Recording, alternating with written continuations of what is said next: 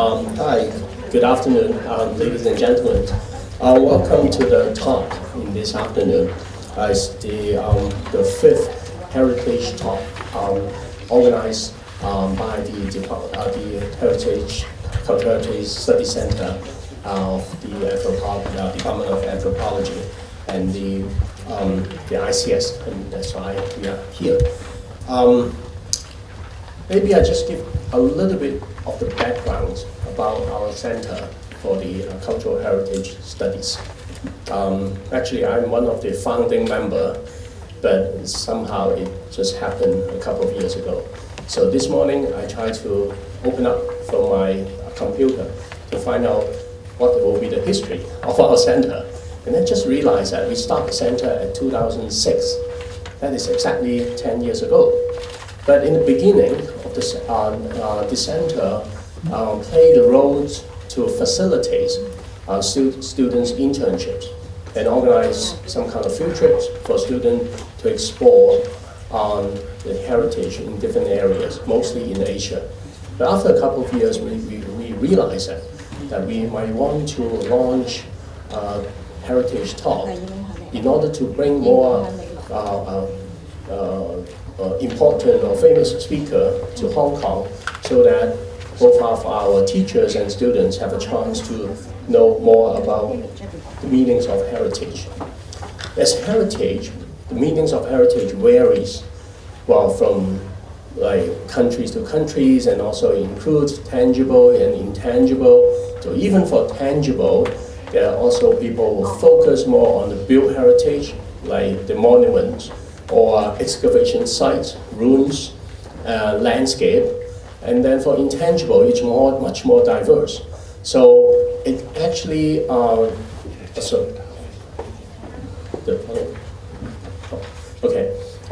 actually it will take us some time to cover all these kind of topics.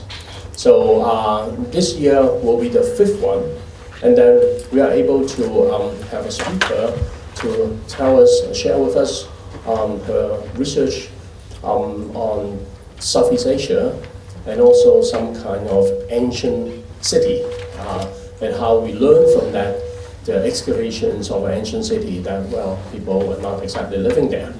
But before going that, I would like to also introduce to you our co-organizer of this year, that is the EFEO, which is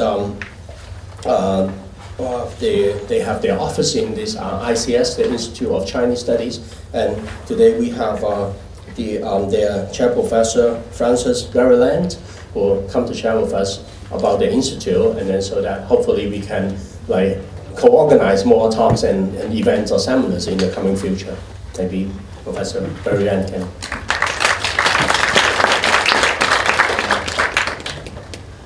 Thank you. I just want to add a brief word of welcome to Professor Jones.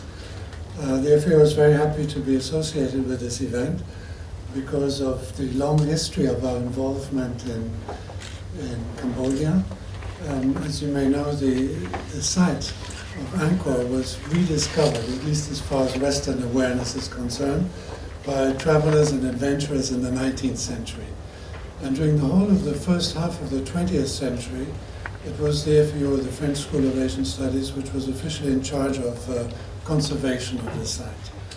Now, since that time, and that meant, of course, all the pioneering work, freeing the monuments from the vegetation and doing the first sort of consolidation of all the big temples like Angkor Wat and really everything.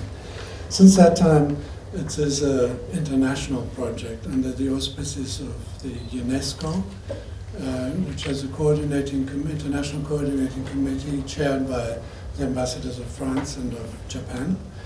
And they make sure that modern internationally accepted principles of heritage conservation are applied to all of the projects, international projects in Angkor. So this is a very good thing, and it has, of course, enlarged the scope of what can be done now. Many Asian countries participate in this. First of all, of course, Cambodia, which is itself, through its national authority, Apsara, is doing a lot of important work now. but also besides Japan that I already mentioned, countries like India for obvious reasons. We're dealing here with an Indian heritage essentially, China, Korea and other countries, then North America and Europe. So this is there's a very big international interest in this and a good cooperation. During my own time as director of the FAO from 2004 to 2014, there was a wide range of archaeological research going on the conservation front. The main thing that we managed to finish during this time was a long-standing project of the Bapuan, which was restituted to Cambodia in 2011. Restituted, of course, it never left Cambodia, but it was close to the public during these years of work. And progressively, some wings were opened, and then eventually the whole monument was returned in 2011 and reconsecrated by the King of Cambodia, which is very important because we discovered that restoring these monuments, of course, gives a boost to tourism. This is one of the economic interests for a country like Cambodia in this international cooperation, but it also boosts internal tourism, which is not really tourism, which is a pilgrimage. And these sites become sanctuaries again once they have been restored. And of course, after all the noise and the dirt of the work, you want to invite the gods to return and the faithful and the pilgrims to use these as sanctuaries. So this is what happened, and we were very pleased to see it integrated now also into the touristic circuit of the visits. Bapuan is one of the biggest monuments on the site. It's just beside the Royal Palace in Angkor in the center of what used to be the Khmer Empire. But I don't want to take away more of the valuable time of our speaker. We're fortunate to have an expert on these matters, which I'm not, and we look forward to hearing her talk. Welcome again.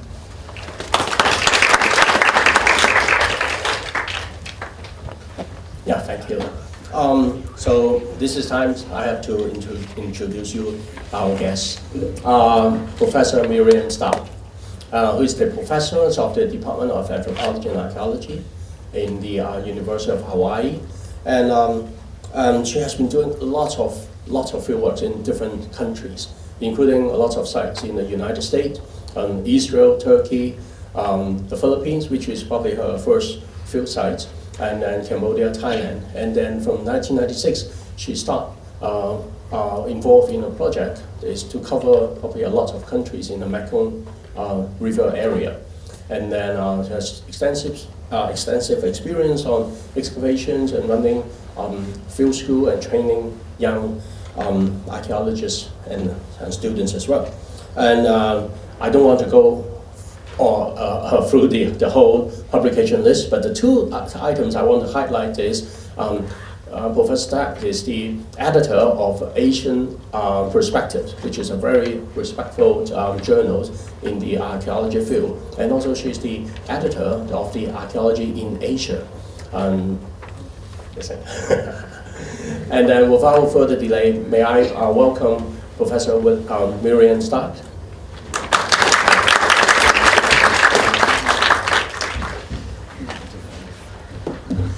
Thank you very much for your extremely kind introductions and also for inviting me to come to Hong Kong. It's my first protracted visit here, and it's really a pleasure.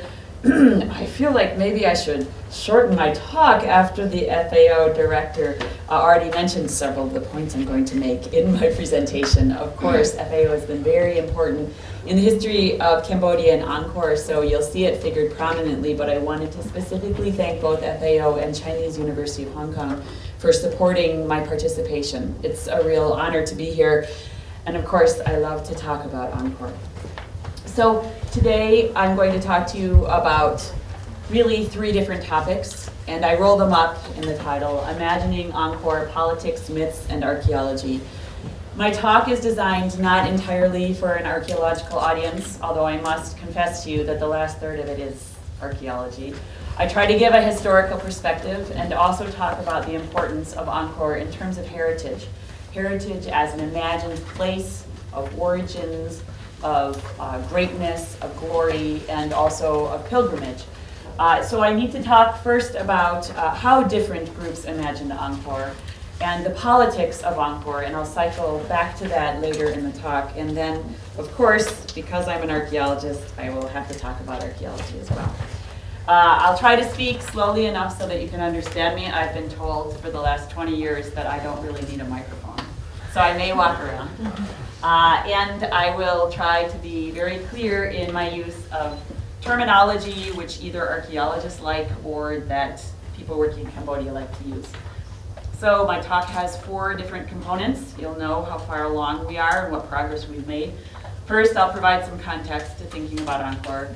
Then I'll talk about the politics of Angkor very briefly as a way of trying to explain why it is I think it's worth couching studies of Angkor within this broader context. And then I'll talk about Angkor in the realm of myth, which I think is very important and actually under-discussed in the literature. And finally, I'll get to what I really like to discuss, which is archaeology. Now, you all probably know where Angkor is, and you know where you are, and here's China, and here's India, and this Southeast Asia area here has 3 countries which now have their own names, Cambodia, Laos, and Vietnam.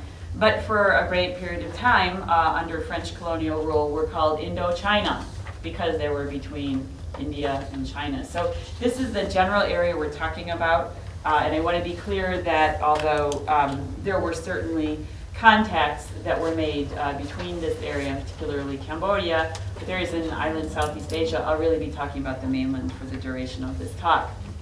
And I will specifically be talking about people whose ancestors were the Angkorian Khmers. Today, when we think about Cambodia, we think about Khmer people, or the country of Cambodia here. We think about people who speak the language, Khmer, which is part of the Mon Khmer language family. And today we bound them by these nation-state boundaries, which are really quite arbitrary, but are constituting part of the lower Mekong Basin, the Mekong River coming down here and then going out into Vietnam. This is all the delta, and this area here is still technically part of the lower Mekong Basin. It's a very warm, muggy, buggy area with a pronounced monsoon. Now it's October 14th, so within about 3 to 4 weeks, we'll be at the end of the rainy season in Cambodia. And traditionally every year, before climate change set in anyway, there was so much rain by the end of the annual rainy season that the river couldn't hold anymore. And the river reverses its course in November, and in Phnom Penh and throughout Cambodia, people have boat races to celebrate the water actually reversing its course. It's the only river in the world I'm familiar with that does that briefly. And then the dry season will set in. So it's a very, it's a country and it's a region that is defined by extremes. It's either extremely hot and dry, or it's very wet. And it's very interesting to us that we have the development of this important ancient civilization in an area of such extremes. So let's talk about what we mean by Angkor. And there is, of course, the Angkor Wat Temple, and that's Angkor. There's also the Angkor civilization. There's the Angkor state. There's the Angkor empire. All of this has to do with what archaeologists consider to be an ancient state that thrived between the 9th and 15th centuries CE. Now, whatever Angkor was, it didn't exactly start then. If you define Angkor by the use of the Khmer language, or by the introduction and use of Indic-derived institutions of statecraft or of religion, that all started earlier. And it didn't end, really, at all, because we have descendant communities who speak Khmer today. But when we talk about Angkor, we're primarily talking about this period of time of greatness, which was the 9th through 15th century CE. And during that time, Angkor and the Khmers lived in a very large part of what is now mainland Southeast Asia. There are many different maps that you could show, none of which are probably entirely accurate, all of which are our best guess, our best estimates for the geographic extent. In this case, you have this very pinkish blob, which is the Angkorian state. But we don't know yet because we need to do more archaeology. And we know only that whatever was Angkor fluctuated from century to century and rule to rule. But Angkor and the Khmer Empire had been a very important source of study for a long time. And I have to give credit to the early French scholars, some of whom are depicted here, for the work they did in publicizing Angkor. So this image here shows you on the left a postage stamp of Henri Mouot, who of course was the bug guy, the insect specialist, but who was the European discoverer of Angkor. George Sedez, a Hungarian-derived scholar who was absolutely instrumental, I think, to AFAO, but certainly to Cambodian and Thai studies, and even important for Vietnamese studies for really probably 50 years of scholarship. And I have Louis Finot here because archaeologists rarely use pith helmets now, but he did, and he was very important to the early history of work around Angkor. What we know largely about Angkor, even today, comes from art history, it comes from architectural studies, and it comes from the study of these ancient inscriptions. Here's one, which we call epigraphy. I understand that in some circles people don't use the words philology and epigraphy anymore, but we who work in Cambodia love our epigraphers and hope to train more because there are so many insights we get from the historical documents. So when we think about Angkor, we think about art, and here are examples. We think about architecture in the temples, and we think about what they wrote about.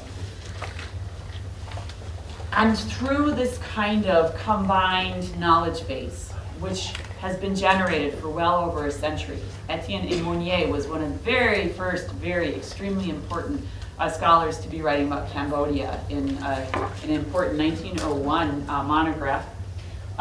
We come to understandings of Angkor as politics.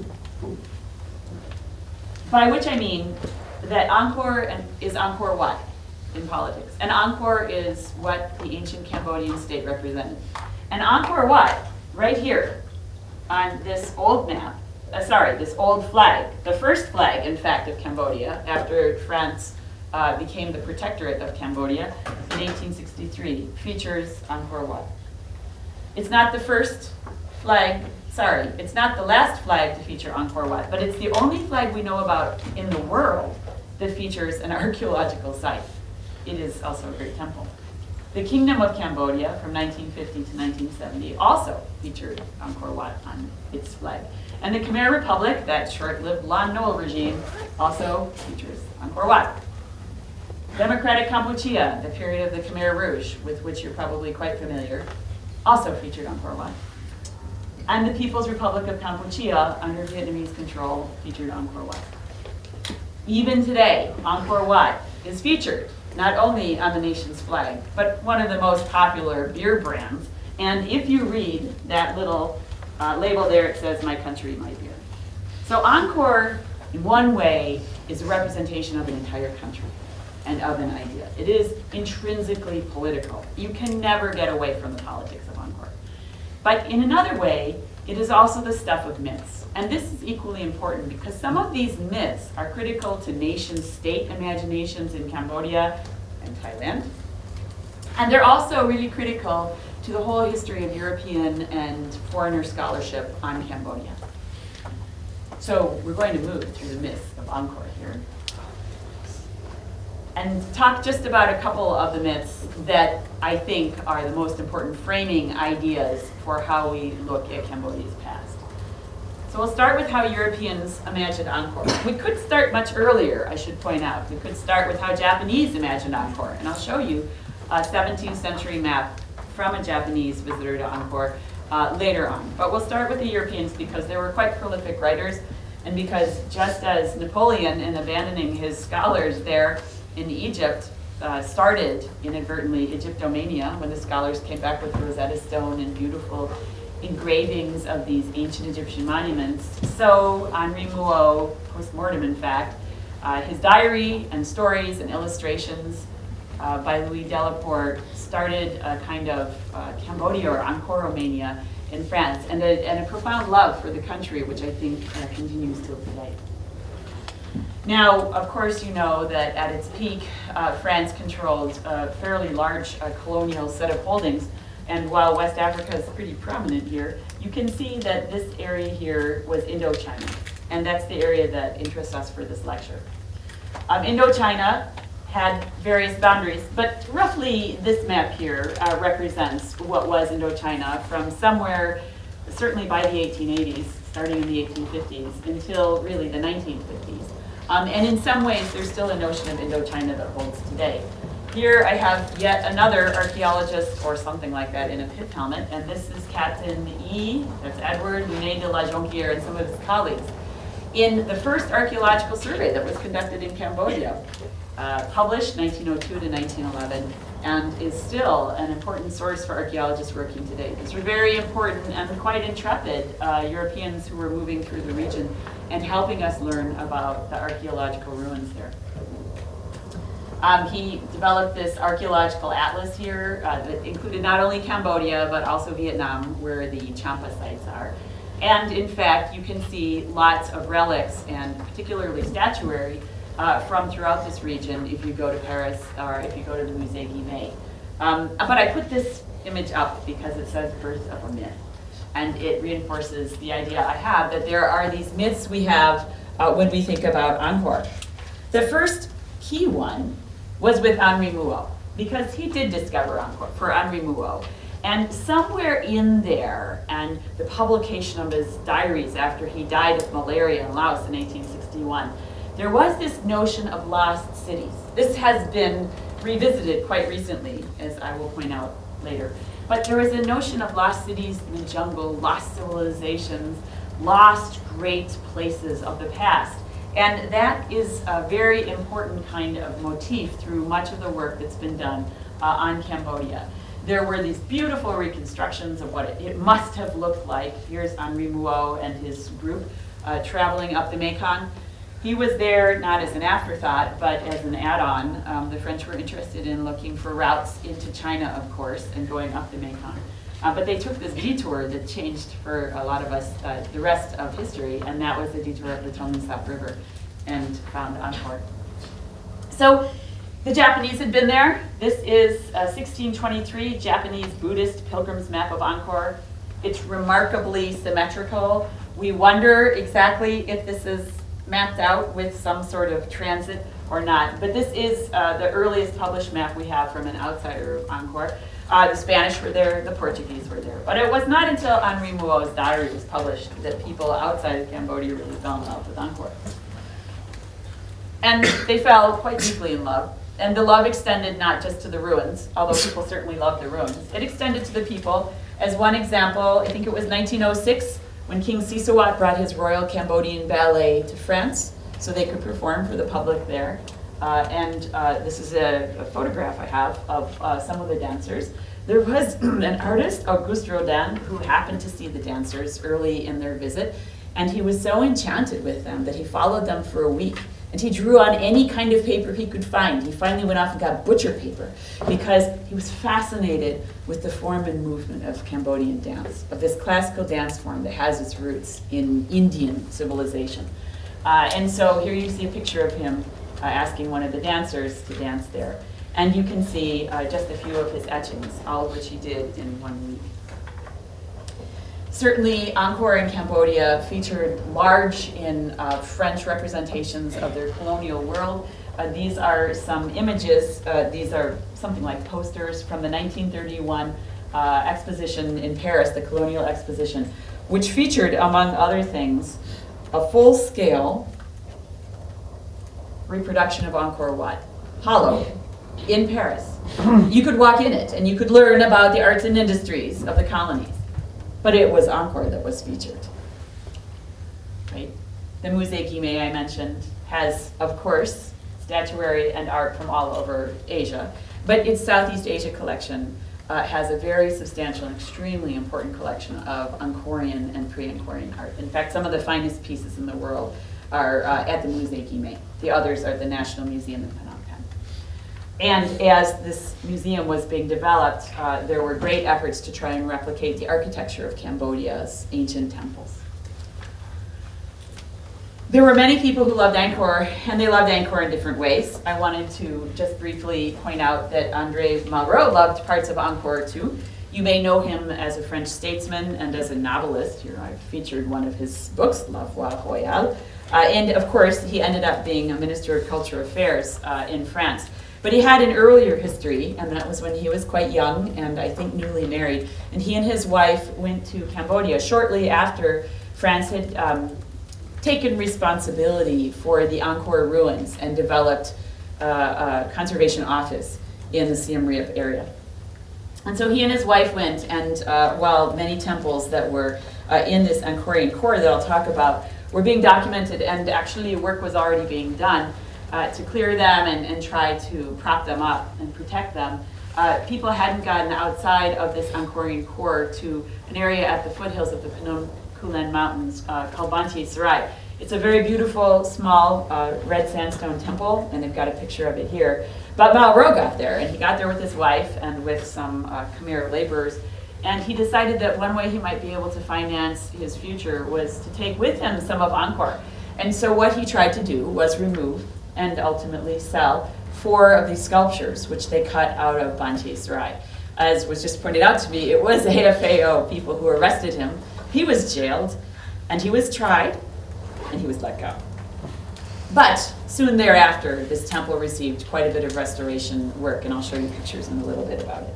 It was also a sign of an attention to Angkor and a love of Angkor that this kind of protection was launched by FAO.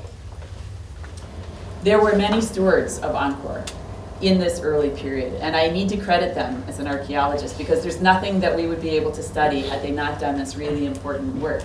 And we call them stewards. And these stewards started in 1907. I first credit Jean Comay, who unfortunately was assassinated when it was on a payday actually, when he was killed by some sort of holdupper, we would say. And he was followed by Henri Marchal, Georges Trouvé, Maurice Glaise, and finally Bernard Philippe Grolier, who of all of these stewards of Angkor before 1970, before the war really changed the whole landscape around there, were absolutely critical for building up and for protecting the ruins. They had a huge task ahead of them. All the buildings were collapsed. They spent years, I've read their journals, they spent years just cleaning debris out of temples and trying to prop them up because they're on the verge of collapse. And without their work, none of the research that we talk about could have ever been done. So I want to give them credit. And not only them, but other characters who were very important. I like to point out Victor Golubev here, who was another important early researcher. And so there's really this large group of mostly French researchers on whose shoulders we stand when we do any work around Angkor. And I don't mean to say that they created myths. They, in fact, were the ones who demythologized Angkor and gave us our first good understanding of what was a very complex archaeological site. This is the first good map that they drew, where you see this core, and here's Phnom Kulen and Banteay Sarai over there. And I wanted also to give credit to them for continued work. Here, I told you that Henri Marchal worked on reconstructing that temple, where André Malraux had tried to abscond with 4 of those sculptures. But I also actually wanted to give credit to Pascal Royer because of precisely of what we had heard about, the completion of a multi-decade effort to restore this temple, the Bap one. I also would like to point out that my daughter, who was then age 11, got to go to the opening and see the king, and I wasn't invited. She went with our Cambodian friends. But anyway, what we have is we have this incredible amount of effort that had to be invested in simply protecting the ruins. In fact, in cultural heritage, which is the reason why we're here today. So any of the research that I describe has to be understood within a situation of really dire, pressing emergency. That cultural heritage protection, conservation had to come before research in every case in Cambodia. And so even if we hadn't had the intervening geopolitical conflict for 30 years, we would see that Cambodia's past had to be restored before we could start to study it. Cambodians have also imagined Angkor in different ways. And Angkor is really important to them, and has been, at least since the 16th century chronicles from Phnom Penh, and also, I believe, in the Ayutthaya chronicles from Thailand. There is the notion of a birth of Angkor and the lost city of Mahendra Parvata. There is also the idea of a collapse of Angkor. And there are dates assigned to both of these based on historical accounts. First, from the Cambodians, with Jayavarman II, who inscribed himself as the king of the world in AD 802, and the Thais, who said they sacked Angkor in AD 1432. So are these truths? Are these myths? They're certainly documented, and those documents were written for particular audiences. There are also enduring beliefs that Khmers have had about Angkor. And the Khmer Rouge, for all of the destruction that they wrought, and you can learn about that elsewhere, they loved Angkor. And I don't just say that in any kind of vacuous way. Not only do you see innumerable pictures of Khmer Rouge leaders in Angkor posed for these pictures, but they did have currency during this period of time. And the currency on part of it was of Angkor. Right? So Angkor was always important as a kind of basic component of Khmer identity. And in fact, even what we think of as one of the most heinous parts of the Khmer Rouge program, where they brought the country back to ground zero. They eradicated the educated population through any number of ways, and they wanted to start again. They had in their mind the greatness of the Angkorian Empire, and they talked about it. Pol Pot talked about it on the radio. He said, we once were great, and we can return to that. Now, I'm not blaming Bernard Philippe Grolier. He did publish an article on the hydraulic city in 1979, and he talked about it for a decade. But it is the case that even the Khmer Rouge were aware of the greatness of Angkor and of the greatness of their ability to manage water. And so this big hydraulic program, which you see up here in just a couple of pictures, of the irrigation system that they built all over Cambodia, was based in part on the idea that the Angkorian Khmers were able to control a vast area in a community that may have had up to 1 million inhabitants. That's what was believed. The idea of Angkor kept people going after Cambodians were refugees. These are photographs from places in refugee camps that people fled after the collapse of the Khmer Rouge regime. You can see people on boats. They were sent to the Bataan, Philippines, and you can see that they made scale models there of Angkor. Here's a man, and he's playing chakde, which is a very traditional Khmer form of music, and he's got Angkor in the background, and here, there. These are people who are Cambodians, and they're not in Cambodia, but Angkor is with them. Angkor continues to be important in the way that we define Cambodia and the way Cambodians define their nation state. And here I just point out that it's not simply Cambodians defining Cambodia by Angkor, but also their neighbors. So Thailand, which for a very long time has wanted what is now northwest Cambodia, and in fact controlled part of it until 1945, has had that sentiment since at least the time of King Mongkut, so the mid-19th century. If you go to the Royal Palace in Bangkok, you will see a scale model of Angkor that he has in his palace, right? More recently, once Preah Vihear Temple was declared here as a World Heritage Site, there were literally wars fought. People with their military soldiers. There are not so many there now. I was at Preah Vihear in July, but it is still considered a very hot area between Thailand and Cambodia. All because Khmers say, well, if there's an Angkorian temple, then Preah Vihear must belong to the Cambodians, and the Thais disagree. So you can never in any way minimize the importance of politics in Angkor. And Angkor Wat itself as a temple has always been a sacred place. It was built as a sacred place. It was built as a kind of, we think, a tomb, a memoriam to a king, but also to Vishnu. It was associated with Buddhist pagodas for a very long time. This is just a picture from 1909. And during what the Cambodians call the American War, when we dropped bombs for at least 8 years over areas of the Ho Chi Minh Trail and areas that aren't near the Ho Chi Minh Trail but happen to be near Angkor, people sought refuge in Angkor Wat. They had to be protected. They brought their cows into the area. Bernard Philippe Grolier talks about it in his notes. He kept conservator notes. And he finally had to leave around 1970. And he said, for all the effort and time that I put into protecting this place and cleaning it up and making it into a park, I really can't blame people for being here. So Angkor Wat is also a very important place. And lots of people like Angkor. People write lots of books about Angkor Wat, about the Angkorian civilization. These are just some books. I haven't added the books since 2013. But if you want to read about Angkor, you've got a lot of literature out there. And the best part about all of this is archaeology is less than 10% of the content of any book in there. Even though it's a giant archaeological site, you know where I'm going with this, right? There are a lot of insights we have from history and from art history and epigraphy. But it would be nice to know something archaeological. We weren't really able to know very much until after the UN brokered election in 1993. Although AFAO was in there by 1989, I believe. I think that's what Christophe said, doing restoration work, very important restoration work. If you want to understand Angkor, you must do archaeology to supplement what you do through history and what you do through epigraphy and art history. So I've been one of many, many archaeologists involved in doing research in and around Angkor for the last 6 years. Before that, I spent a good 15 years working down in the southern part of Cambodia, and I'll talk about that too. And we have our own Sharon Wang here from the Chinese University of Hong Kong, and she's also one of the many people who's been working as an archaeologist in Angkor. Here are some pictures of some, but not all the archaeologists.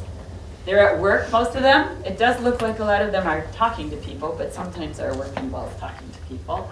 They're measuring, they're mapping, they're excavating, they're recording, they're having beer. That's my pro. At the end of a long field season. And anything that I say today in terms of project findings reflects the work of many people besides myself. So I would like to credit them, and this is one way to do it. And I did add the AFAO logo here because they've been involved consistently in research projects from the beginning. The rest of us are interlopers, really, we come later. And we all work in collaboration with APSRA, which is the national authority for the administration of the Angkor Park.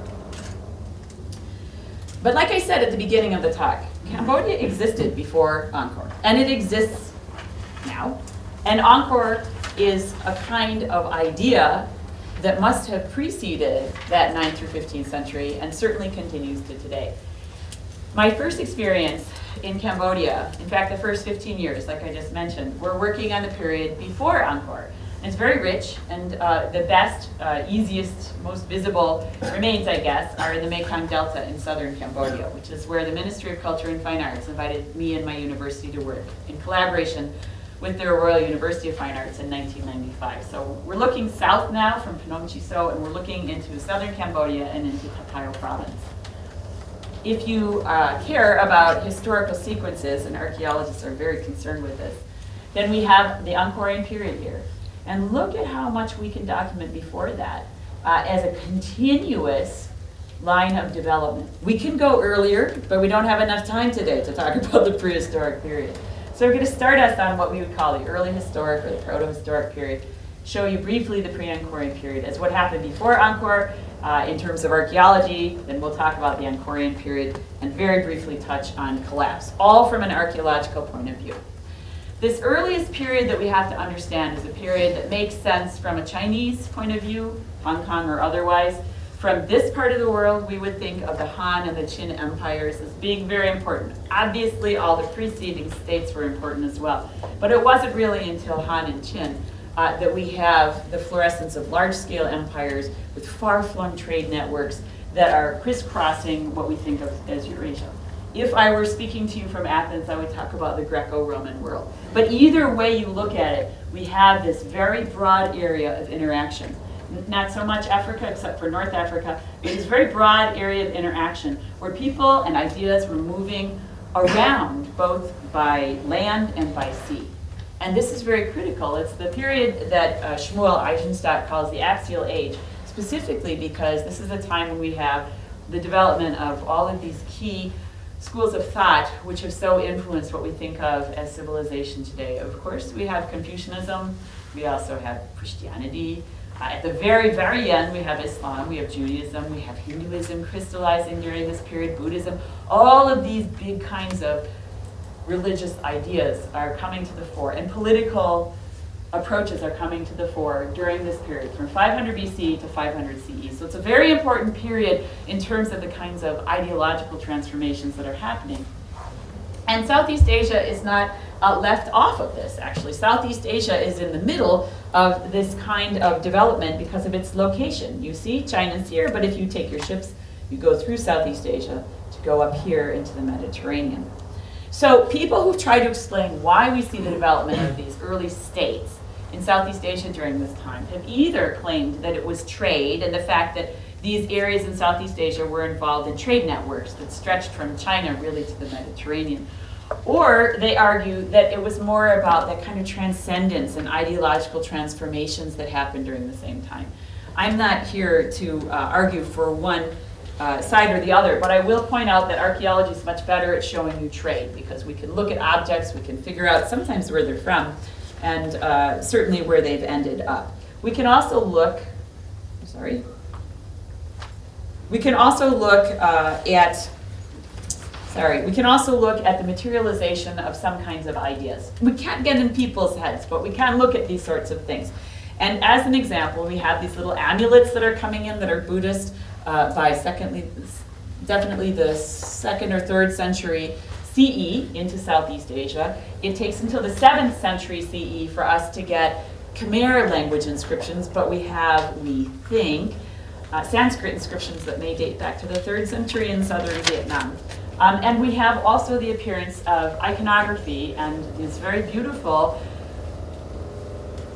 Mediterranean-ish looking statues of Indic gods that are coming in, again, by the 6th or 7th century CE. So what we know is that we have the emergence of elite, because the elite are written about here. And we think that they were carriers of new cultural and social orders through their writing and through the kinds of donations they made to build the kinds of shrines and ultimately temples that housed these statues, which themselves were considered homes for the gods. We can look archaeologically at archaeological sites. And so this image actually is from my colleague, my AFAO colleague, Miriam again. And it maps out all the states or polities that the Chinese described by the 6th century CE in their dynastic annals, and also archaeological sites. So the uppercase would be the name of the Chinese polity, and the lowercase here would be the archaeological sites we've all been investigating.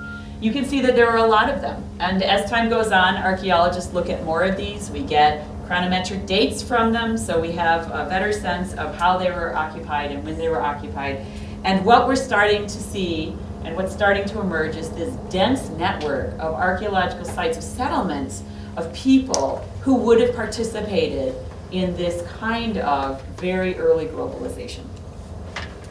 Funan is important for Cambodia. It's important for me because I worked at Angkor Parai for so long. But it's also important because Cambodians consider it the cradle of Cambodian civilization. So to them, Angkor has its roots all the way back in Funan.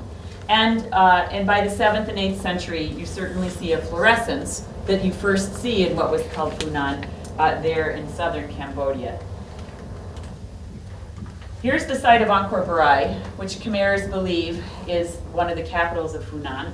And I was invited by the Ministry of Culture and Fine Arts to begin working there as part of the University of Hawaii, Royal University of Fine Arts, East-West Center project in 1995. So we spent 9 field seasons over a total of 15 years working on this 300-hectare site and south of it to try to understand the regional settlement system that would have supported Angkor Parai. We excavated, of course, and of the things we excavated was a temple, was a cemetery. We excavated temples as well. But this cemetery here portion produced individuals who would have dated just before the introduction or the adoption of these Indic ideas.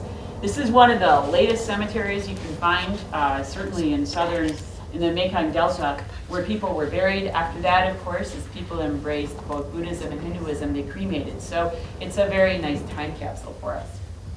We also looked at these canal segments that French functionaries had argued existed between Angkor Parai up here and what could have been a port town down here in Akayo. We did all kinds of technical studies to try to date them and verify that they may have in fact been what Pierre Paris thought they were, and I think he was right. And we did other kinds of studies to try to understand the ceramics that were produced there and that may have circulated in a broader area. We think at the very end of whatever Funan was, as the annals say, that you have state formation and the rise of Angkor and this pre-Angkorian period. You have temples, you have inscriptions, you have statues, and you have very large sites. And all of this happens before you get to Angkor. But once you get to Angkor, whether it is 802 CE or a little bit after that, you have the development of a qualitatively different kind of ancient state. This is an ancient state.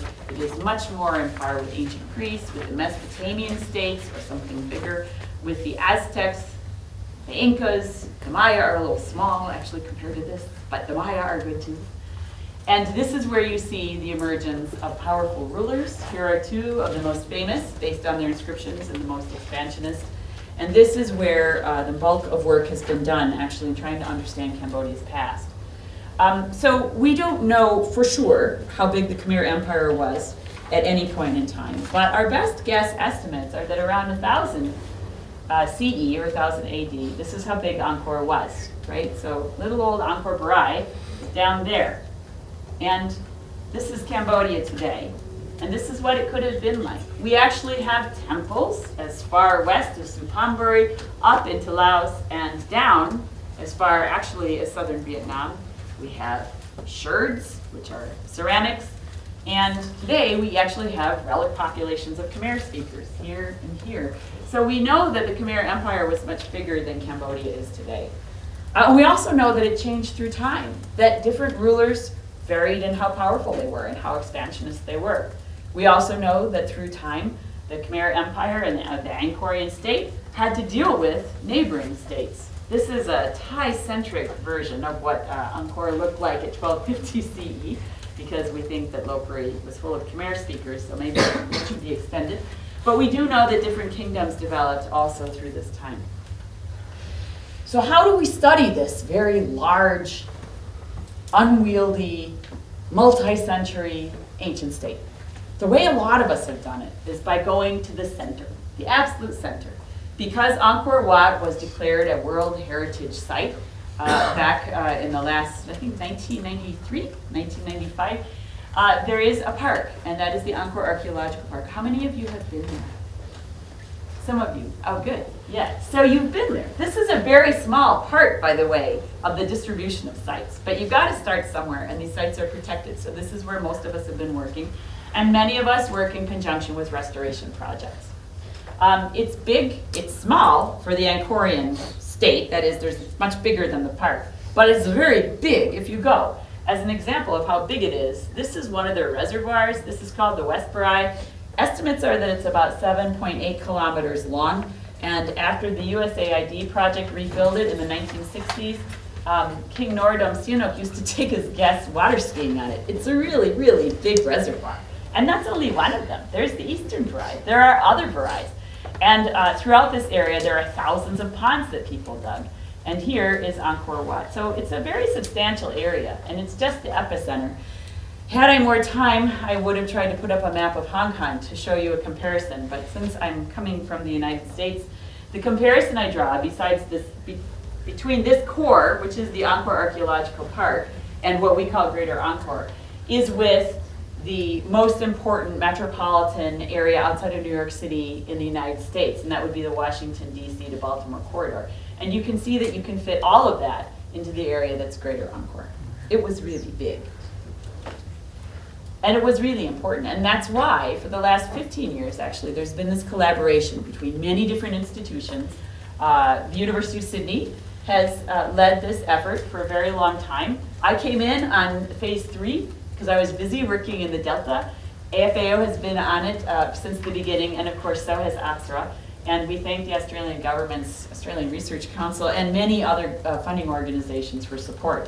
When I came in with the University of Hawaii Manoa, I also brought in Ministry of Culture and Fine Arts because I run training for Cambodians in Cambodia. Some of the important findings, and this is hard to summarize in 15 years, are reconstruction of the water network. Bernard Philippe Grelier was onto something. This is a very complex and important water management system that the Khmer's built over 600 years. And Roland Fletcher and Damien Evans have spent more than 15 years trying to reconstruct it and figure out what was built when. So this is the aggregate of the water structure. We have many people who work on craft production, from people who work on looking at specialists in parts of architecture here, to people who look at metallurgy and where the iron came from, where it was produced, that was needed to put the temples together. And then many of us, including Sharon and myself, have worked on Khmer stoneware ceramics, and many people have excavated kilns. I believe that the Angkorian state has more excavated kilns than almost any other archaeological state that's been studied across the world at this point. I think we've got maybe 10 or 12 kilns that have been kiln areas that have been excavated, and we have a big project working there. Let's take a look for a minute, though, at this sort of macro picture and try to understand what it meant to live in this capital, in this urban epicenter. So to do that, we're going to go to the last great king, Jayavarman VII, and we're going to cruise momentarily into his big city, Angkor Thom, to look at what it might have looked like. It's surrounded by a rather substantial wall, and this is what it looks like sort of from a National Geographic point of view. Angkor Thom is the big city. Jayavarman was the one who consolidated it, 12 kilometers here on this side, around 3.5 square miles. And this map is from another AFAO researcher, CUHK, who spent more than 10 years out there mapping, trying to understand the configuration of Angkor Thom from the inside out. Incredible effort here. What he's come up with, as you can see, is a very complex, or maybe simple, orthogonal grid that underlay the whole city. He was the first one to show that this was the kind of urban planning that characterized part of Angkor. And so you can see that this is, there's a royal palace, but there's a lot of areas that would have been residential, and it's laid out in a very systematic fashion. Jayavarman, in his Angkor Thom, believed in public spaces. And again, with the help of AFAO doing reconstruction, we have quite a few places you can walk on as tourists. You can walk on these different terraces, but you must think not simply about how interesting it is to walk on them today or what the view is like that, but try to put yourself back in the time of these kings, in a time when Angkor Thom was not only a site of residence and royal residence, it was a site of parades. It was a site of religious festivals. As Reader's Digest would say, it was a site of great grandeur. And that's what it might have looked like, right? You could stand here and you could see that. Were you a king or a member of the royal entourage in Cambodia? They certainly knew how to celebrate the state. Now here we are again, and this is Greater Angkor. And it's a very big area to study. One way to study it is to study it from space. And that's one of the most important ways that the Greater Angkor Project has actually studied Angkor. There are on-the-ground people, and I'm one of those, so I'll tell you about our excavations. But the biggest contribution, I think, of the Greater Angkor Project has been to use a variety of remote sensing data to try to understand the entirety of what was Angkor, what was this big city. And so LiDAR, which is now very exciting to archaeologists, is the most recent tool we have for trying to develop these microtopographic maps that have archaeological features that look under trees, right? So actually here you can see Angkor Thom. Here's Angkor Thom, here are the Barai, and it doesn't look so impressive to you here, but I'll show you some more LiDAR. I think you'll like it. What we know because of all this work with remote sensing data and all of this work compiling information on ancient sites is that the Greater Angkor area was pretty densely occupied. We don't know exactly when certain areas were more important than others, but if you look here, the darker it gets, the more densely occupied it was. And so this is the whole area here. There's Phnom Kulen, and you can see that some areas had very intensive occupation besides temples for some period of this 500 to 600 year time period. We know that people lived outside of the city as well. They lived in a huge rural area, which is most of the rest of Cambodia. And it looks very similar in the areas we survey for 4 field seasons down in southern Cambodia as up here. You have a very consistent set of different features. You have these moated or horseshoe surrounded mounds, which would have had some sort of temples or shrines on them. Sometimes they're house mounds. You have ponds and you have house mounds here. And collectively, they are hamlets. And we have this extremely redundant settlement system all over the rural landscape. It's low density and it's absolutely uniform. This particular image here is taken from the only aerial excavation we've been able to do in Cambodia, and this was done where the airport is at Siem Reap, and has uncovered by INRAP. INRAP? Yes, which, sorry, not INRAP. It's done by the French government. They have a contract archaeology company. They were able to open this up because now it's all covered by tarmac, I think. But what you can see is pretty much a whole hamlet, and that's how people lived in rural areas. But how they live in the core. Where do you live around these giant monuments? Is it the same as living in Paris, or is it the same as living in Hong Kong, or living in Washington, D.C.? We don't know, because no one had ever looked for residential patterning. Mainly, they were pretty focused on the temples, which is understandable if you go to Angkor. So my part of the project that I led was archaeological research trying to look at the daily lives of people. What is a residential patterning like? Where did people live, and how did they use their space? I selected several different places to work, but for this talk, I'm only going to very briefly talk about Angkor Wat and Ta Prohm, because they're big temple enclosures. Angkor Wat is, of course, famous at 11th century. Ta Prohm is famous, and it's pretty much 12th century. So you can see them as being a bit of a time series. The Greater Angkor Project Phase 3 work, in which I directed, was between 2010 and 2015. We did excavation like this, and we uncovered evidence of residential debris, which I'll discuss. We worked with lots and lots of students. We worked with junior Khmer archaeologists, and we had some foreigners there as well. So we started with the Vishnu temple of Angkor Wat, but we didn't work in the temple. In fact, we almost never went in the temple because we were so busy working over here. Here's your temple, and we worked over here. You can't really see much under the trees until you start excavating. What's great is that during the time that we were working, by our third field season, project members had gotten this LiDAR data. So if you look here, here's the trees. Now, if you take this image, which is a Google Earth image, and you rotate it, then this is what it looks like, right? So we're looking right there. But with LiDAR data, look what's underneath the trees. It's great. And it's out there too. All of these funny mounts and strange interlocking scrolls I won't discuss here, which have also been the subject of some excavation. This is what it looks like after my PhD student gets busy with his graphics. And this is Angkor Wat. We've ignored the temple, by the way. We've just blotched it out here because we're not interested in the temple. We're interested in the residential patterning, right? And what you see again is that orthogonal grid, just like what CUHK found in Angkor Thom. It's underneath all of Greater Angkor. It's bizarre, and it's great, and it suggests a kind of town planning.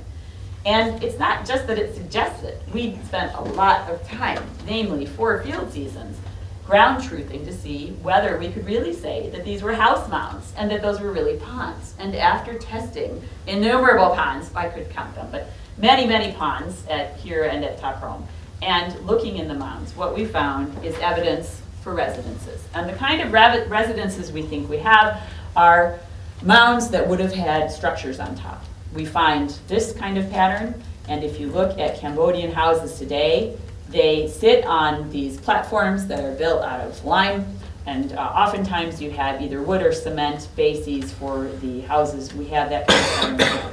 And we have trash, which is what we like at Ta Prohm, but we don't have a lot, right? Angkor Wat's great. We've published on it. You can look at Antiquity, December 2015, if you want to read more about what we found. But I can't tell you here. Let's go to Ta Prohm. And the reason we do that is because Angkor Wat is perhaps singular, right? Angkor Wat was this crazy Vishnu temple, absolutely perfect symmetry, largest ancient religious structure in the world. Okay, I get all that. But what happens when you go beyond Angkor Wat? They kept building, right? And Ta Prohm is another one. Jayavarman VII built a lot of temples. They weren't as perfect as Angkor Wat, but there sure were a lot of them.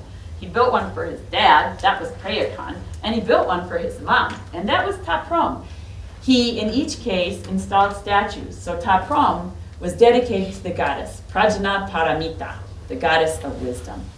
And Ta Prohm is what they call it, right? So there's Buddhas. You can see Buddha faces around as well. Again, here's the temple. But let's ignore the temple because we don't dig temples, except to say that there must have been a lot of stuff outside the temple. And the reason why we chose Ta Prohm wasn't just because I thought it was cool that Jayavarman dedicated it to his mother. It's one of the only temples like that, by the way. It's because the Ta Prohm temple had this incredible inscription. And the inscription, which George Sedez really translated, one of the first translations he did, detailed the number of people who lived in the temple enclosure. So here we have an example of a temple enclosure with documented population. So presumably they really were living there, and that's what we wanted to study, residential patterning. So you've got numbers, you even have occupations, high priests, dancers, learned men and students. The officials and so on. And then around there, you have 66,000 or more people whose job it was also to support the temple. So we worked at Top Rome. And we didn't focus on the area, which we think housed the students. In fact, it was considered a university at the time. University of Top Rome is what I call it, but I think it was called Rajna Vihara. But so we worked, again, in areas where we thought we might find evidence of residential occupation. So here we are. This is Google, because everyone uses Google again. And this is what we could see if we first looked on Google. It was clear that there were some sorts of features, but we couldn't see too many. There's the temple, which we'll be ignoring again. And here's what we have when we have LiDAR. And again, if you look carefully, and not even so carefully, you've got a nice grid. Bigger blocks, right? And of course, cow paths and so on. But you've got this, and you cannot see that if you walk through there. It's just covered with trees. And I mean, people were under all of them. Right? So again, my student went to work, and again, we have that kind of with big blocks here. We have stratigraphic sections to show that at every point, every one of these red points where we excavated, we have the same stratigraphy. And we have, again, evidence of house mounds and really better trash. We also have, here you go, a nice picture. So you can see that these are big units. We don't quite understand why they're so big, but we do know from pouring these that we've got ponds and we've got mounds. And look, it continues outside of Top Rome as well. We've got pottery. I just needed to show you pottery because I'm an archaeologist. And we have good evidence, we think, that we have residential patterning there. So we have a better image now of who was living at Angkor. We certainly know a lot about the temples of Angkor, but we know more about urbanism. And according to National Geographic, this is what it looked like at some point in time. They said 13th century. We're not clear on that yet because we've only done a very small amount of excavation for a 160 square kilometer area. But it's a good start. The last point I want to make here when I talk about the archaeology is that archaeology and people working with archaeologists have helped us understand this last myth. And the last myth is one of collapse, right? According to the Thai, they sacked Angkor in 1432. And that was it, right? Except if you do archaeology, there's still evidence of occupation. But anyway, you certainly see collapsed temples. Not from the Thai. This is actually Bantiye Chma. The Thai didn't sack that. Nature did after a long time of neglect and decay. But what we do have is very good paleoenvironmental evidence now because of people working with archaeologists. And the pattern that comes out is a pattern both of environmental variability, of this region being subject to the same general environmental trends you have elsewhere in less tropical regions like the medieval warm period, and more to the point, a series of droughts at different points in time. So we don't know still that 1432 was this magic number. It certainly is to the Thais because that's what they wrote in their chronicles. But we do know that we are just now starting to put together the art history, the architecture, the epigraphy, the archaeology, and the paleoenvironmental data to try to understand the history of this very important archaeological phenomenon, which is Angkor. Certainly there were breakpoints, and we're trying to work on understanding those breakpoints. But you know, we've only spent a little over 100 years working at Angkor, and most of that work has been restoration and conservation. It's going to take another 100 years, I reckon, before we'll be able to really fill out the archaeology and clarify what's myth and what's fact. We know that after Angkor collapsed, we know that we have a series of capitals, and they've got them here. And we know the capitals were very important and involved in trade. And that's the next step in some of the work that we propose to do, is to try to take the sequence out to that sort of post-Angkorian or Middle Khmer period. Again, in collaboration with many different scholars and many different institutions. So what I've tried to do in this talk is talk about the whole sequence that takes you from before Angkor, through Angkor, and after Angkor. You can do that archaeologically. You can kind of do that with people too, if this is really Jayavarman VII. We're not sure if we like to think so. Here's Norodom Sihanouk, who passed away in 2012. And he was supposed to be a direct descendant of Jayavarman VII. In around 2004, he abdicated to his son, Norodom Sihamoni, and he has been the king ever since. Cambodia is still a kingdom. I find it very interesting that the only photograph I could find of King Sihamoni at Angkor was in fact in front of Bantiya Sarai, that very temple that Andre Malraux had tried to loot, and the very temple which was the site of some of the first really important conservation work by AFAO and by Henri Marchal. You have this kind of importance of the area in general, of particular temples, and you see it through time. So I hope that through this you understand a little bit more about what I think are the politics and the myths of Cambodia.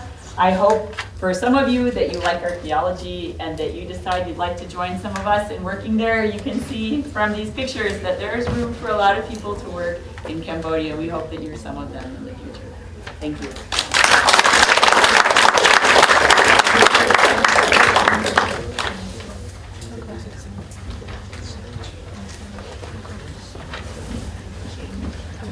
Sure. I'm happy to take questions. Yes.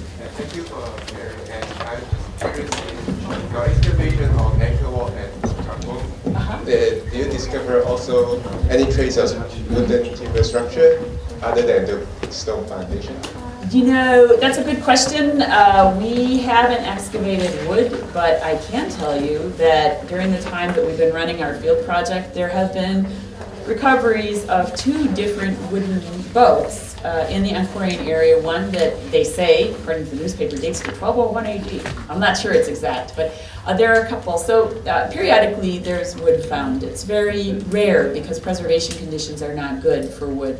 But there's a little bit. We have a really hard time finding any kind of perishable materials. We have paleoethnobotanists working with us. We have people taking big buckets of dirt, soil that we excavate and running them through water looking for rice grains or any kind of food remains. And it's very hard to find in these preservation conditions.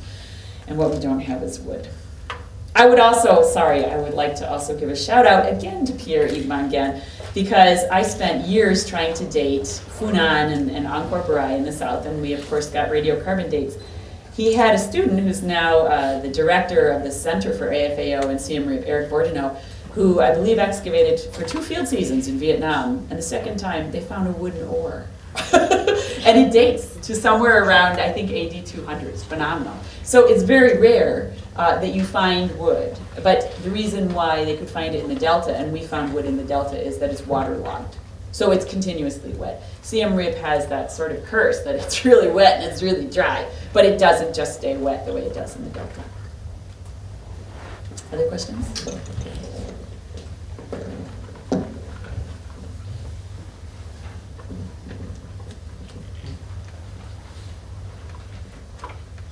Yes. It's more of a comment. Thank you for a really fascinating talk. I'm a historian myself, and I think archaeology and history have in common that they both work with a lot of imagination. It's a mixture of science, evidential reasoning, but also imagination and the capacity to project into a different place and time. And I thought it was wonderful in your talk how you worked this out for Angkor. It's true that from the beginning for the French, in their collective imagination, it was a huge thing, which is why they built these models in Paris for people who would probably never in a lifetime go there. But in their imagination, it was really important. And it's very interesting to see how you describe that the latest science and technology is creating not new myths, facts indeed, but also stimulating the imagination to see how Angkor Wat was not as we imagined it in recent times, a vast empty space, overgrown maybe, but completely empty, standing around this majestic temple, this empty space. In fact, it was probably a crowded, densely populated city, and that the walled city with the outside boundary was that. And so a new imagination is emerging, and it's mixed with fact and science again. So thank you very much. It was really fascinating. Thank you. Yes.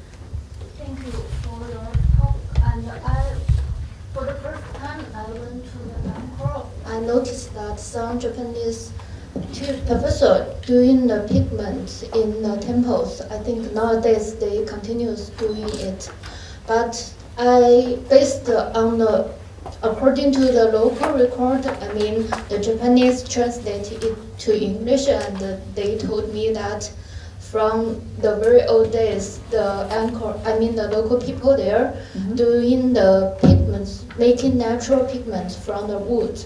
So I'm wondering that if there are any evidence left for the natural pigments they store in the temples. Or You know, actually, that's a great question, of course. I am really kind of a vulgar materialist, so when I dig, I'm looking for potsherds and I'm looking for other kinds of rubbish, but I do, luckily, know people who look for more sorts of ethereal and aesthetic things than I do, and one of them is Noel Tan, and he worked on rock art for his dissertation, and he also has been able to identify previously invisible paintings at Angkor Wat that we think date back to the Angkorian period that obviously use pigments, reds. I saw reds and browns, but I don't know whether there would have been other colors then. Certainly they had a variety of pigments. Certainly they were very knowledgeable about how to make paints. They were also very lavish users of gold. There were draperies that probably covered the insides of temples as well. What we see is very beautiful to us as these sort of stone skeletons of temples, but that's not what they would have seen at all. And there is every reason to think that the exteriors of the temples would have been plastered or they would have been painted as well. But none of that remains in a very big way. And Noel's article, which was also in Antiquity, I think in 2014, with some sort of high-tech photography, was able to show these pictures, these paintings that are still on some of the walls of Angkor Wat. Oh, thanks.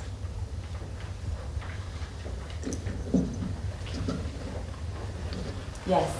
May I ask if there is any politics with in your project in collaboration with Apsara? Have you worked in Cambodia? Is that? I said, have you worked in Cambodia? I'll have to preface this by saying that every work environment I've ever inhabited has politics, and Apsara also has politics. Right. My experience so far has been that the politics at Apsara are more difficult for Apsara employees than for me. They've been extremely kind and welcoming to me.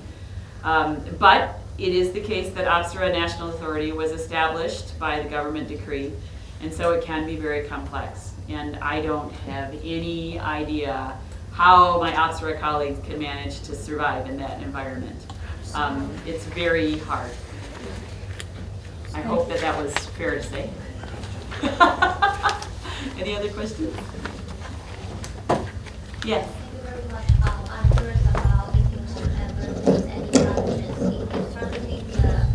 in interpreting the artifacts that you excavated, because have you come up with any situation that you think maybe this pottery is for this use, and then the local villagers tell you, oh no, they are not for that particular use? Almost every time we talk about pottery or artifacts, we come up with conflicting interpretations. Archaeologists are a funny breed, you know. We're very sociable, so we work together. We also fight all the time. And we argue almost nonstop when we're excavating, when we get to interpreting sites. In fact, I even joke about that with my Cambodian colleagues. And with students, I say, all right, now we have to interpret the stratigraphy. So you're going to see me and my colleague here right now, we're going to be arguing, right? So we always go through a protracted process of trying to reach a shared interpretation. In the case of pottery, we are using a typological system which my Cambodian colleague has come up with based on Cambodian categories today and terms that Cambodians use today. So we haven't had specific examples where we have said we think it's used for this and they think it's used for that.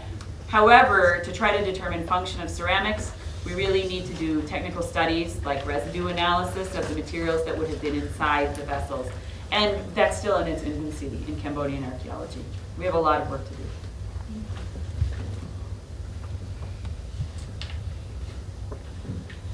Yes.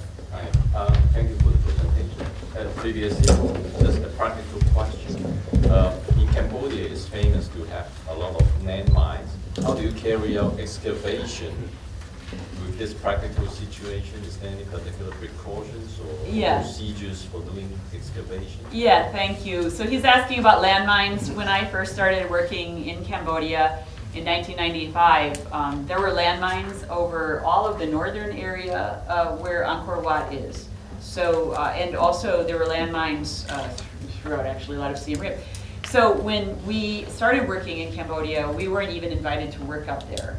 The only people who were working in the Angkor region were architectural conservation projects, specifically in Angkor after CUHK, the demining company, had come through.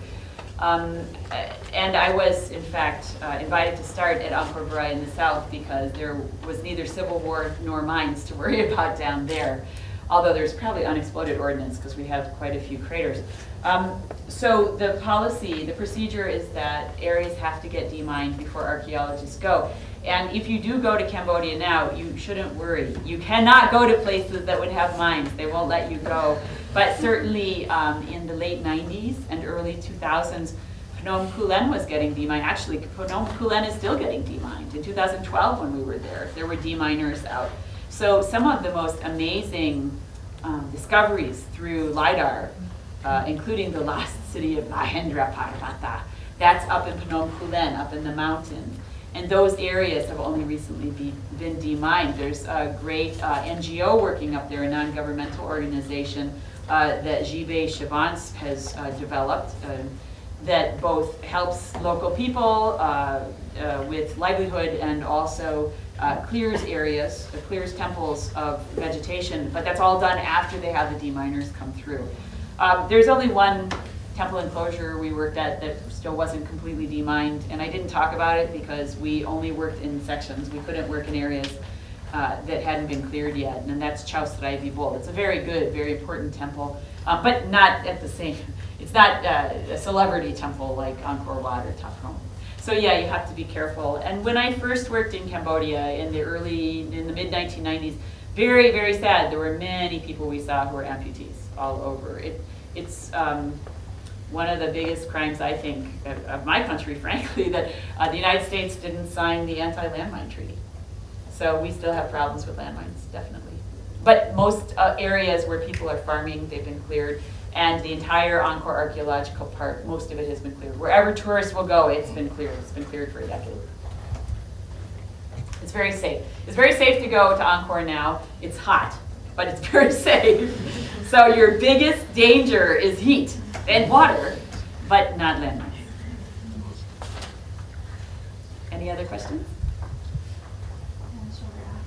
Yes. Doesn't demining actually cause damage to the artifacts or the... Yeah, does demining affect the archaeological record? Yes, it does. But you know, Cambodia has gone through such a hard time. I think we all understand there's a triage approach. The most important step is to make the area safe.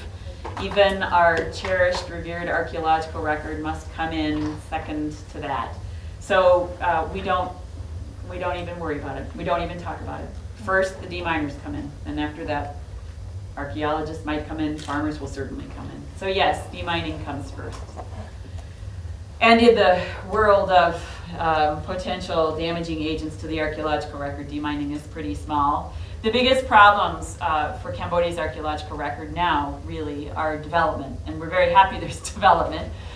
Certainly there should be good roads, and there should be areas where people can live, and Phnom Penh needs to grow, just like every city needs to grow. But it's always a challenge. So right now, the Ministry of the Environment is working collectively with a lot of stakeholders to develop a bigger environmental code to try to ensure protection as economic development goes on.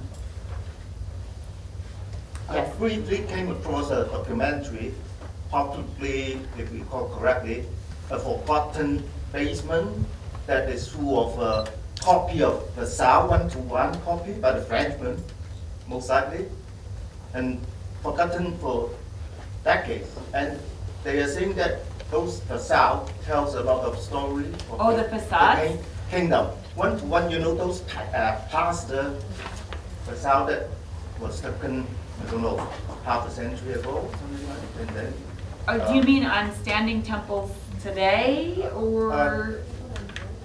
Well before, and they are claiming that those forgotten molds Yeah. are becoming very, very valuable because some of the facade has been damaged on the surface. You know. Oh, well, yeah, there's This is a documentary just a few years ago. well, there's a lot of damaged facades in a lot of places, and yeah, there are problems. I mean, there are all kinds of problems. It's very easy if you work in Cambodia to start blaming certain countries for their conservation policies. It's very easy to place blame, broadly. Oh, so-and-so didn't do a good job at this temple, and they tried this approach and it didn't work.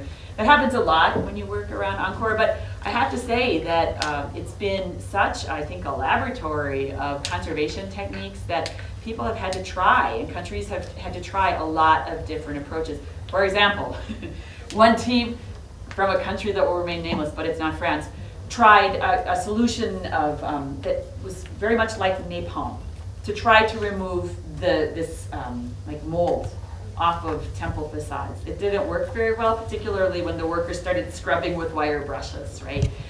That's not good. But as a result, now we know how to do a better job elsewhere. So certainly there are places that have been ruined. That might be what you're talking about, but you may also be talking about a major looting that happened in 1999 at a site of Banteay Chma. It was a temple off the beaten path on the way to Thailand, and 130 metric tons, I think, of wall had been removed and were found in a series of trucks on the Thai side of the border. I mean, so there's a lot of different ways you can look. Yeah, it's very hard. There are many Angkorian temples. Some of them are getting intentionally destroyed through looting for sale, and others are getting accidentally damaged, but hopefully not irrevocably by conservation But efforts. let me be clear, that documentary referred to some purposely copying of the facade. You mean like a suppose purpose it's, destruction? A purposeful destruction?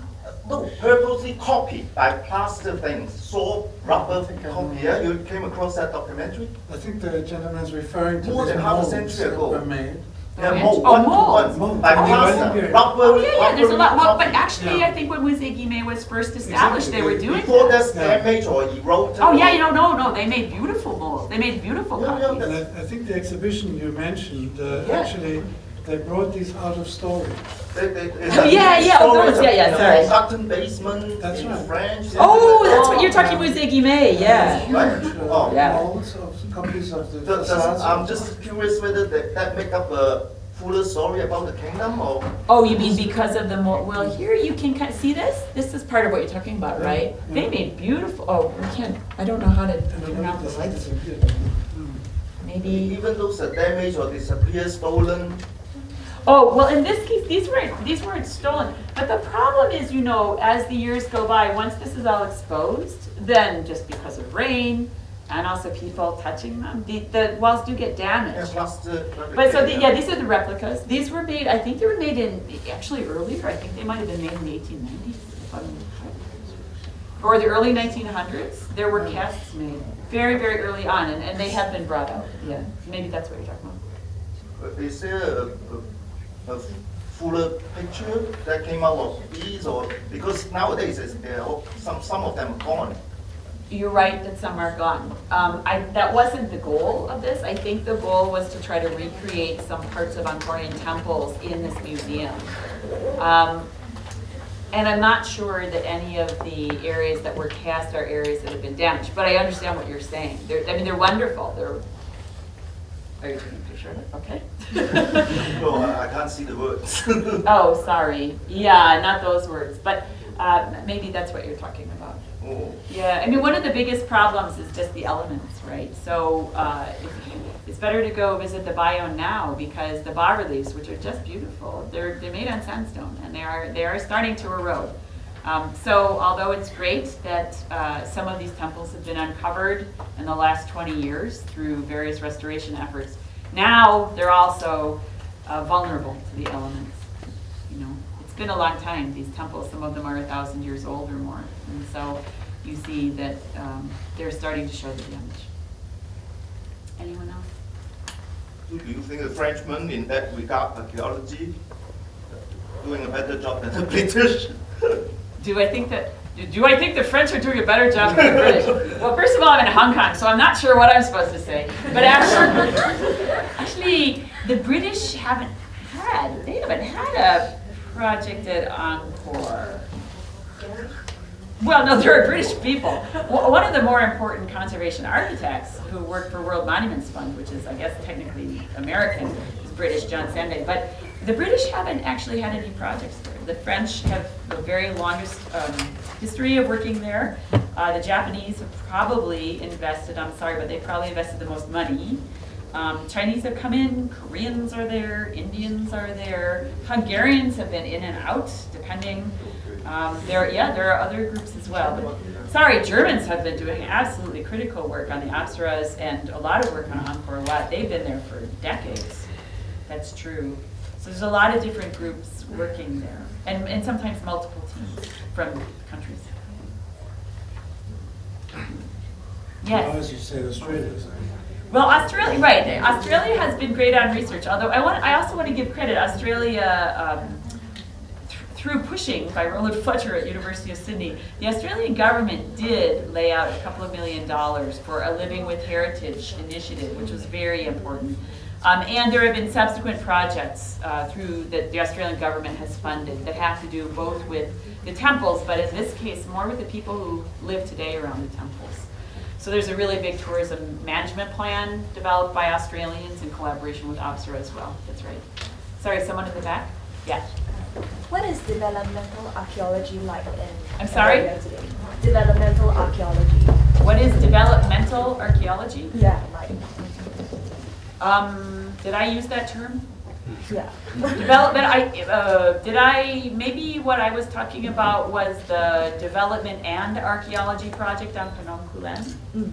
Okay, so that's Jean-Baptiste Chevans, who got his PhD in the last 10 years. Anyway, he's got this nonprofit which combines doing economic development, helping reintroduce livelihoods to people who are living up on Phnom Kulen, with trying to do restoration of temples to promote tourism. So that maybe is what I meant to say, development and archaeology. Other questions? Maybe. So thanks a lot for the talk. You're welcome.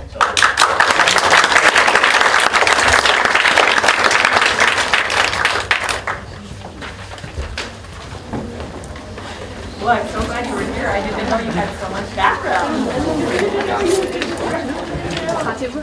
The same talk I gave before, even if there wasn't an